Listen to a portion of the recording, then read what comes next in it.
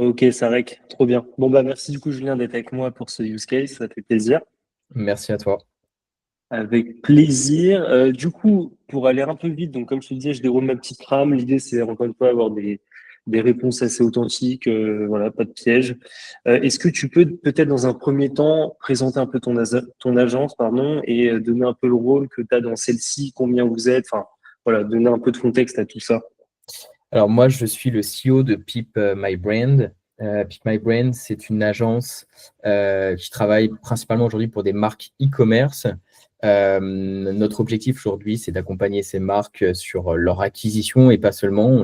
On travaille avec ces marques sur une stratégie un peu full funnel. On va à la fois travailler sur leur acquisition payante, sur l'aspect créatif, mais on va également travailler avec elles sur l'aspect taux de conversion et sur l'aspect rétention. Donc c'est hyper important et c'est un peu notre valeur ajoutée directement. C'est que voilà, on ne va pas avoir un simple accompagnement en acquisition paid. Ok. Aujourd'hui, on travaille pour une trentaine de marques au quotidien. Et aujourd'hui, du coup, on est 8, 9, on va dire, dans l'équipe à travailler sur tout ça. Donc, euh, Ok. donc, donc pas mal de travail par rapport à ça. Bah, trop bien. Merci beaucoup pour la petite presse. C'est assez clair en vrai. Et du coup, petite question comme ça, c'est plus une anecdote, mais c'est quoi la raison qui t'a poussé à créer l'agence? Est-ce que c'était une conviction perso? Est-ce qu'il y avait une absence de marché? En fait, comment t'es arrivé à te dire, OK, je monte une boîte et c'est Pick My Brand, tu vois? Alors, en soi, ma boîte, elle a un peu plus de 4 ans. Il y a 4 ans, ça ressemblait pas du tout à ça.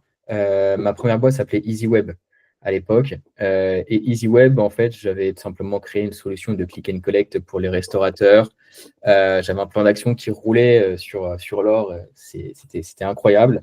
Et finalement, pas du tout. Et de fil en aiguille, en fait, il a fallu que je commence à faire mes propres pubs à moi. J'ai commencé à tester beaucoup de choses. De base, en plus, j'étais coach sportif, donc j'avais aussi fait des pubs quand j'étais coach sportif à l'époque. Et j'ai découvert un peu cet univers de campagne publicitaire, etc. Et un jour, j'ai une première marque qui m'a contacté comme ça, qui ne faisait pas du tout partie de mon public cible. Mais voilà, à Ouais, l'époque, l'idée pour moi, c'était de signer tout ce que je pouvais signer. Sur le début de l'entrepreneuriat, c'est un peu l'idée. Et c'est là que j'ai découvert justement cet univers de pub et générer justement des ventes pour une marque. J'ai aussi fait un peu de dropshipping en parallèle. Et ouais. c'est là que je me suis rendu compte qu'il y avait quand même un marché important et que faire de la pub, voilà, ça me plaisait de faire des analyses, de lancer des créas, de faire plein de mal de choses. Et c'est comme ça que je me suis lancé un petit peu là-dedans.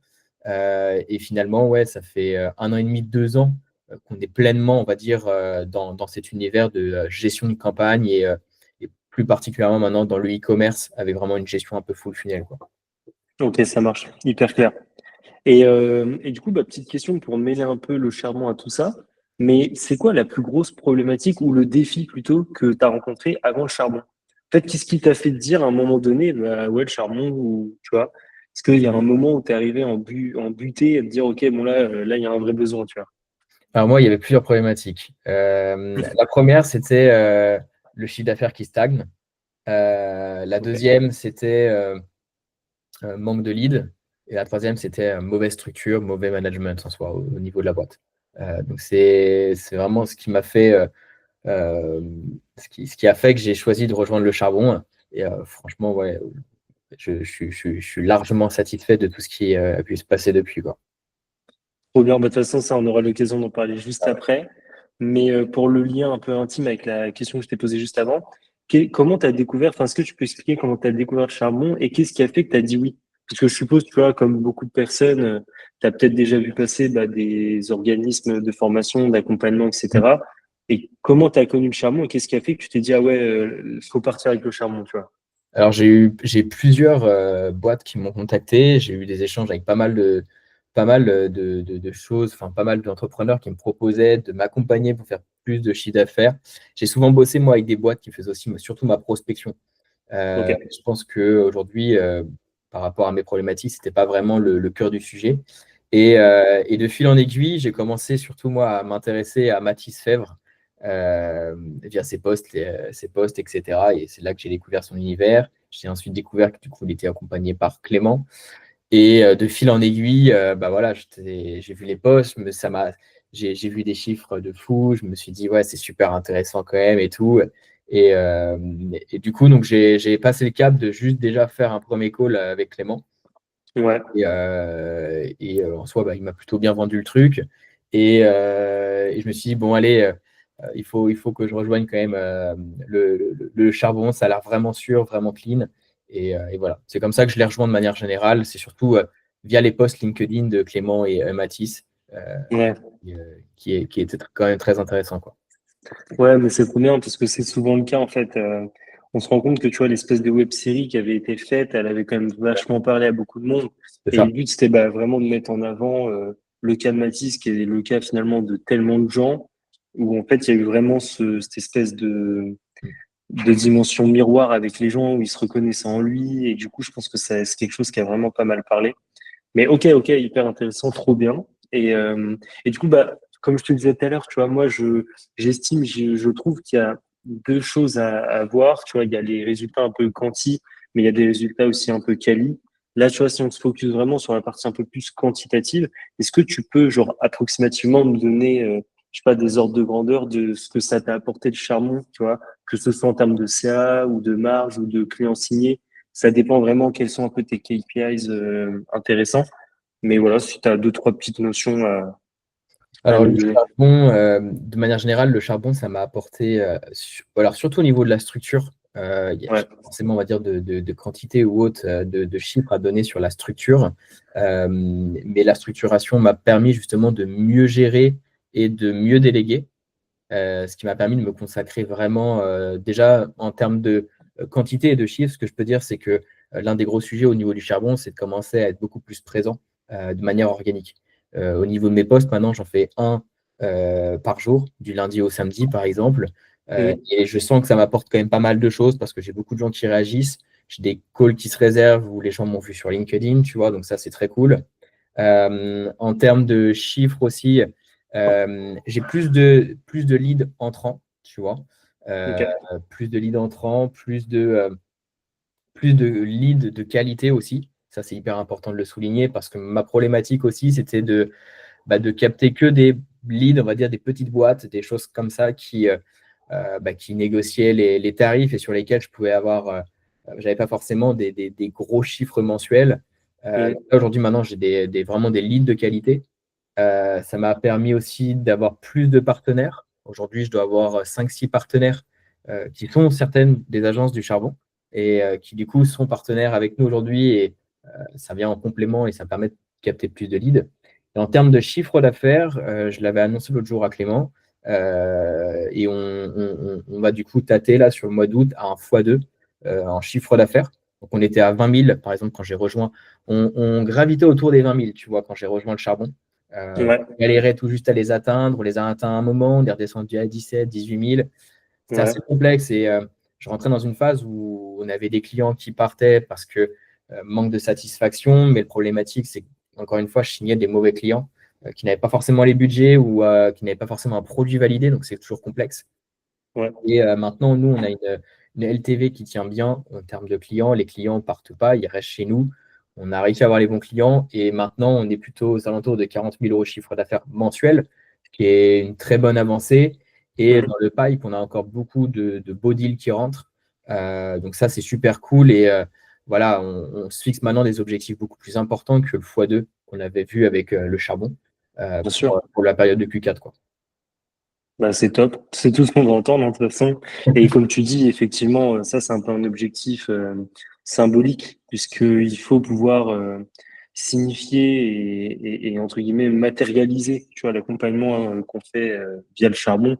Mais c'est vrai qu'aujourd'hui, bah, tu vas rentrer dans une phase qui est vraiment la phase d'hypercroissance, où en fait, bah, effectivement, passer de 20 à 40, c'est ultra significatif et ça, c'est vraiment ça te fait vraiment passer dans une autre dimension. Et la vérité, c'est qu'on se rend compte après que, bah, en fait, les objectifs sont plus du tout les mêmes, quoi. Mm. Après, c'est de l'automatisation, c'est comment est-ce que tu conserves un bon delivery, comment tu as un bon Ouais, delivery time, voilà, comment tu depuis, structures. c'est ça, là, depuis 3 semaines, un mois, là, je fais, c'est que du management, comment mieux gérer, on va dire, les prestats avec lesquels on bosse, que de base, on n'était que 3 dans l'équipe, maintenant, on est 8-9 dans l'équipe, pour arriver à Ouais. gérer tout ça, arriver à processiser au maximum. Mm. Voilà, il y a beaucoup de choses à essayer de travailler. C'est des choses vraiment sur lesquelles je ne travaillais pas auparavant, quoi. C'est ça. Et puis en fait, c'est ce qu'on appelle un peu, enfin, dans le jargon business, mais tu vois, c'est un peu les bons problèmes. Parce qu'en fait, tu as Oui, le problème un peu viscéral qui est de dire putain, faut que je le vende, sinon c'est mort, et voilà. Et mes charges fixes, et ci et ça, et comment je garde une marge intéressante. Et après, c'est vrai que quand tu passes ce step de OK, je sais créer de la valeur, je sais la vendre et je sais délivrer, bah, comment est-ce que je trouve les process qui font que ce que je fais, je le fais en 2 fois moins de temps et ainsi de suite. Et c'est grave intéressant, mais c'est trop bien. Mais c'est tout ce qu'on veut de toute façon dans le charbon et c'est pour ça que ce use case est aussi intéressant. Et du coup, là, j'ai une question, bah, du coup, parce que la partie quantitative, elle est plutôt claire et globalement trop cool qu'on soit arrivé à ce résultat. Et sur la partie un peu plus qualitative, euh, tu vois, doubler le CA en maintenant 60% de marge, ça, c'est notre promesse. Qu'est-ce que toi, au-delà de cette promesse, qu'est-ce que tu retiens du charbon? Tu vois, si tu devais l'enlever et garder autre chose du charbon, qu'est-ce que ce serait pour toi? pour moi, c'est surtout l'accompagnement en fait en soi. Tu vois, bon, bref, on a un school, tu vois, où il y a plein de formations qui sont ultra intéressantes, qui sont ultra pertinentes. Mais même hors school, là, juste déjà sur le mois d'août, avoir tous les midis, du lundi au vendredi, un visio avec Clément ou les intervenants sur des sujets spécifiques, je trouve ça énorme déjà. Euh, Mm. enfin, t'as pas ça partout, c'est ouf. C'est comme si tu avais une masterclass tous les jours. Enfin, personne fait ça. Ça déjà, c'est un très très bon point et ça permet de répondre à beaucoup de questions et même de s'inspirer de ce que les autres posent en termes de questions. Tout ça, c'est trop cool. Ensuite, dans ce qui m'a beaucoup plu, on va dire, dans le charbon, bah, il y a aussi les masterminds. Il y en a une autre, tu vois, là, en septembre. C'est le genre d'événement, tu vois. Moi, dans ce que je fais aujourd'hui, on bosse en distanciel, donc on ne rencontre pas forcément 36 000 entrepreneurs, tout ça. Et le fait de faire la Mm. mastermind, ça permet de rencontrer plein d'entrepreneurs. Et même là, j'étais vraiment très agréablement surpris sur le premier que j'ai fait, tu vois, dans le sens où moi, je m'attendais à un truc où on arrive dans une salle, juste masterclass avec quelques intervenants ou autres. Et je ne m'attendais pas, tu vois, à un truc comme ça sur 2 jours où tu échanges autant avec les gens et tout le monde a un peu les mêmes problématiques. Je trouve ça trop cool. Ouais. Ça permet d'échanger, de trouver des partenaires. Il y a plein de gens avec qui on s'entend super bien. C'est un peu comme une grande famille, tu vois, qui se crée un peu. Donc, je trouve ça trop, trop cool. Bah ok, bah merci, hein. Franchement, trop content que ce soit perçu comme ça, parce que bah en fait, c'est ce qu'on tend et c'est ce qu'on cherche à délivrer. Et c'est vrai qu'entre ce qu'on veut délivrer parfois et ce qu'on délivre vraiment, des fois il y a un petit gap et c'est un peu chiant. Mais c'est vrai que là, on le fait plutôt pas mal et c'est quelque chose qui ressort souvent. Et du coup, toi, à titre ultra personnel, tu vois, bah le charbon, comme tu le disais, c'est beaucoup de choses, hein. C'est le school, c'est la communauté, c'est les partenaires, c'est la formation en ligne, c'est bah, du Mm. coup les coachings qui maintenant sont quotidiens. Tu as aussi bah, ouais, les masterminds, effectivement. Genre, toi, à titre personnel, c'est quoi pour toi le truc qui fait la différence? Tu vois, si tu dois retenir un truc où tu te dis, putain, ce truc-là, il est impossible à dupliquer autre part, il est inexistant autre part. Enfin, Euh, Parce que c'est qu'il y en a plusieurs trucs. Il n'y a pas juste un truc pour moi. C'est comment dire. Pour moi, ce qui est vraiment pas duplicable, c'est déjà le fait que ça soit très focus sur la niche. C'est un peu, on va dire, des agences surtout, où en tant qu'agence, tu t'y retrouves, tu vois. C'est pas comme une simple formation qui t'apprend juste à trouver plus de clients. Là, c'est vraiment, on t'apprend, toi, en tant qu'agence, à comment faire plus de chiffres. Euh, et c'est surtout que ce qui est hyper pertinent dans ce qu'on apprend, on va pas juste apprendre à trouver plus de clients. Tu vois, moi, on l'a vu à plusieurs reprises avec Clément. Ma problématique, c'était pas forcément trouver plus de clients ou faire plus de chiffres ou autre. C'était surtout, par exemple, retravailler la rentabilité de mes prestats, arriver à mieux manager pour pouvoir mieux déléguer. Il y a vraiment beaucoup de choses de fond sur lesquelles on travaille et ça, tu l'as nulle part ailleurs.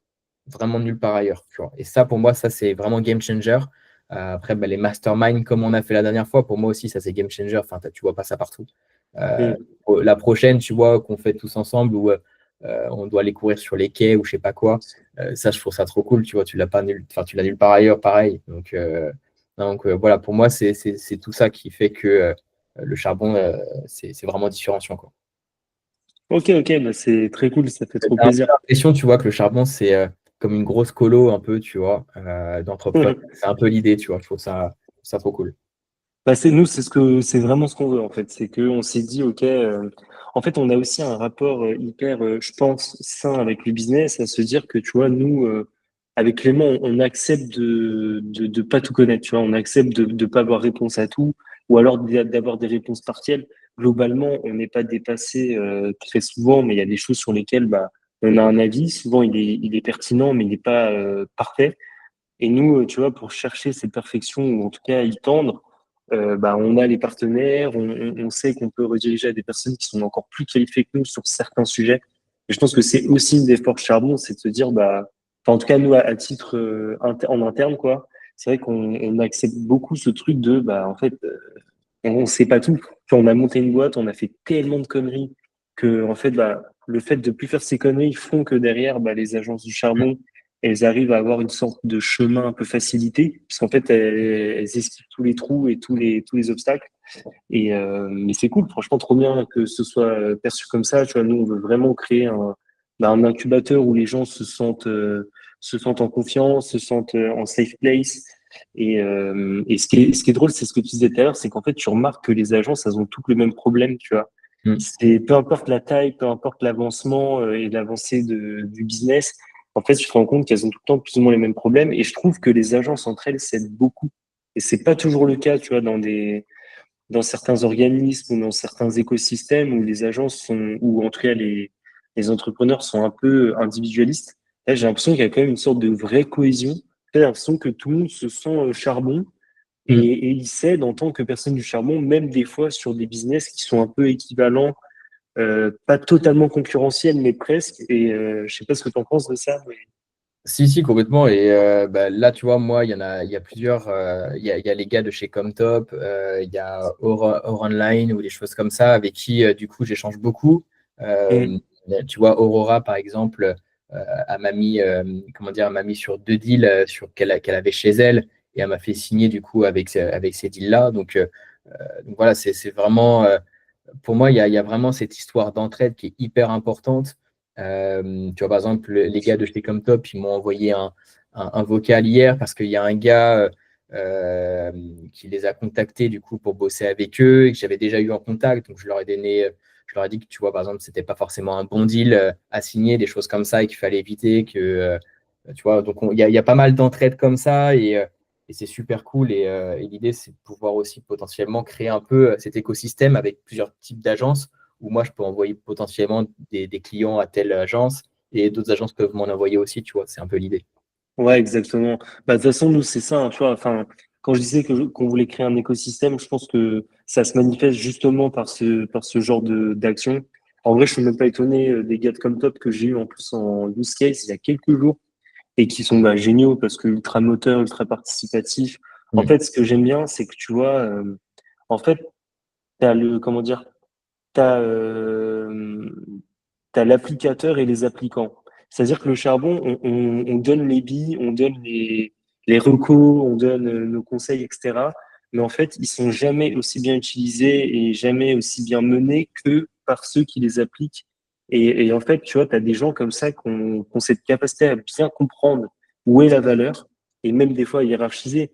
Et en fait, ce qui est fou, c'est que bah, quand tu prends la pleine valeur en termes de potentiel charbon, bah, tu as des résultats monstrueux. Et comme Top, ils ont vraiment compris ce truc-là. Bah, d'ailleurs, vous avez finalement même une croissance un peu exponentielle de la même manière. Vous faites plus ou moins le même CA. Tu vois, il y a vraiment ce truc Mm. assez prototypique. Et c'est trop bien parce qu'en fait, bah, vous avez la même vision du charbon. C'est ce truc de je sais où aller, pas, enfin, quand il faut pas y aller. Tu vois, là, typiquement, avec l'arrivée des coachings tous les jours, bah, c'est aussi une vraie prise de décision de pas forcément aller tous les jours et d'aller sur les moments les plus importants, les thématiques dont tu as le plus besoin. Enfin, tu vois, c'est aussi une arbitration qu'il faut savoir faire.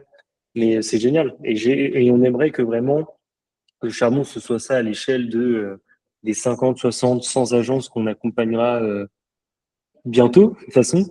Mais c'est trop bien, trop bien. En tout cas, c'est assez génial de voir que tout le monde est assez mobilisé et surtout que tout le monde adore aussi les masterminds. Parce que c'est vrai que c'est quelque chose qui au départ était absolument pas convenu. Ça fait partie un peu des derniers. Ouais, ça fait un peu partie des dernières implémentations, là où au début le charbon était vraiment que de la formation en ligne, après c'est du coaching, etc. Et c'est vrai qu'on a voulu rendre le truc digital très rapidement. Et le fait que tout le monde apprécie, ça fait aussi kiffer parce que les gens se rencontrent, ils Ouais. parlent business, Je enfin pense tu que vois. ça, tu vois, c'est hyper important parce que tout le monde, tous les entrepreneurs bossent quasiment tous depuis chez eux. Ouais, En ligne, c'est cool, mais avoir ces espèces de mastermind, c'est un gros plus, tu vois. Et je pense que c'est hyper important de le garder, tu vois, quand tout le monde se rencontre, ça permet de bouger un peu, tu vois, aussi. Donc ça, c'est hyper c'est important. ça. Ouais, c'est vrai.